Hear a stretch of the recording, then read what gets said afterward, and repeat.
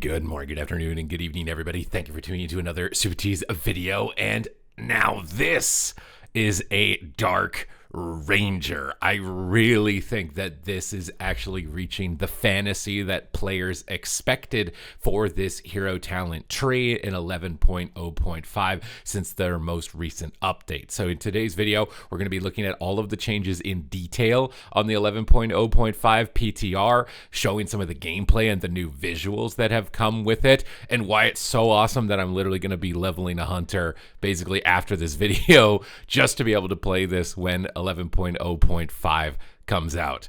Now, the first thing is that Black Arrow is no longer an additional keybind. That feels amazing right off the top, right off the rip. It is now instead going to replace your kill shot. So it's going to turn kill shot into a shadow damage ability that has a really cool visual. And I think it also applies a dot to the target. So this feels really nice just from a keybind standpoint. It also will feel nice from a functionality standpoint, giving you access to more magic damage. Means in PvP situations when you're attacking high armor targets, you're not going to have that much of an issue finishing those targets off as you did in the past. So immediately, the first thing about it is absolutely fantastic. And now we've got bleak arrows, which is going to basically mean that the death blow mechanic that we had previously that reset our kill shot is just going to reset our black arrow as well.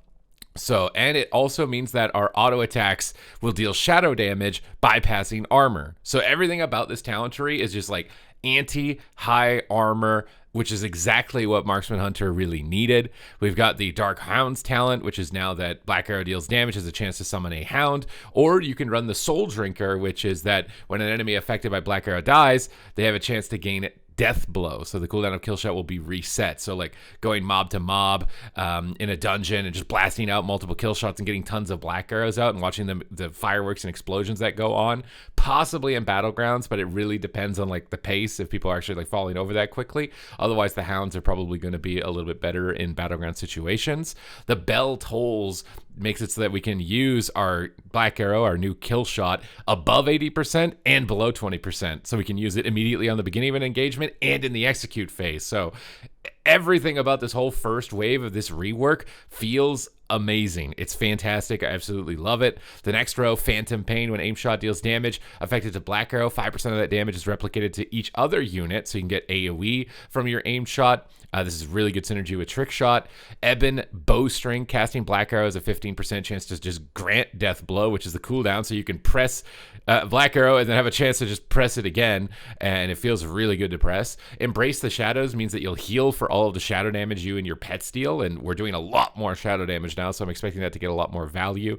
And then Smokescreen, which is not changed, which is just Exhilaration, grants you 3 seconds of Survival Fittest, and Survival Fittest will grant you Exhilaration at 50% of the effectiveness. Now, this is a new one, Dark Chains. They have updated this with a choice node for Shadow Dagger. So previously when you disengaged, you put chains onto enemies, but now you can also spec into Shadow Dagger, which I wanted to take a look at visually as well in this video. So I'm just going to respec to that right away because it's new to see what that looks like. If you jump back and you just spit out like a wave of daggers is what I'm really expecting. Also, Banshee's Mark. So Murder of Crows, it had a hard time fitting in competitive play, and PvP is just really undertuned and didn't do a lot of damage in a lot of instances for a while. And then PvE being a single target ability, it was just kind of lackluster. So now Murder of Crows, just from Black Arrow's initial damage, has a chance to spawn an extra dot on the target. It does do physical damage, so not shadow. It's not going to be healing us, but if you liked the ability Murder of Crows, it's basically now been baked back into the kit of the class. Shadow Surge, periodic damage from Black Arrow, has a chance to just erupt into bursts of darkness, and we'll see that when I'm attacking, which really adds to the flavor of the Dark Ranger. Bleak Powder, casting Black Arrow while Trick Shots is active, causes Black Arrow to explode upon hitting a target, dealing 50,000 extra shadow damage in AoE. So again, synergizing for the AoE and Trick Shot builds as well with Salvo. And then finally this one, which is the creme de la creme, chef's kiss, best part about the whole thing, Withering Fire. While True Shot is active, you surrender to darkness.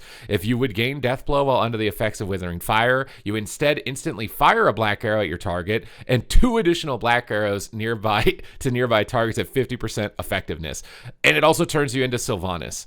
So I know you guys want to see that like right away, so I gotta find like a place that I can do this, you know, in safety away from everybody else. else. So when you activate True Shot, you literally become a Banshee. You will just turn into Shadow God mode. You will get all these little shadow wings spawning out of your back. It's the same animation. The talents that turn your aim shot into Wailing Arrow feel super satisfying with this visual. You just look exactly like the Banshee Queen with these 6 little tendrils coming out of the back of your cloak with all of the shadow aura and the murder of crows applied to the target in that time. It makes me really wish that I could just be in that form more permanently, but it is a much better highlighted visual than previously for the Dark Ranger. It was kind of just the old black arrow that you just applied a dot. It wasn't really visual. You can see these shadow explosions going out onto the target as I'm attacking the target, the shadow hounds charging in and doing extra shadow damage, and you're really just paying attention to like any situations where you see little shadow clouds pop out. We're proccing murder of crows on the target. We get the shadow explosions. We got wailing arrows flying through, and we get those procs.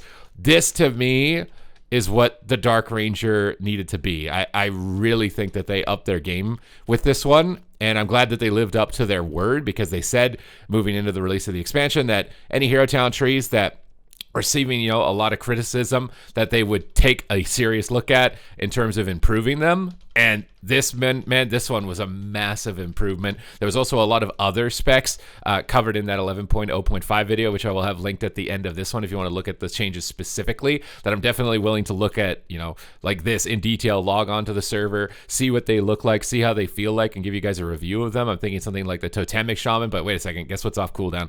We got to become the Banshee Queen. It's time. Banshee Queen mode. Oh my god, dude. Then the Wailing Arrow fires through. Huge shadow damage explosions. I like it. I like it a lot. I like it a lot. Ooh.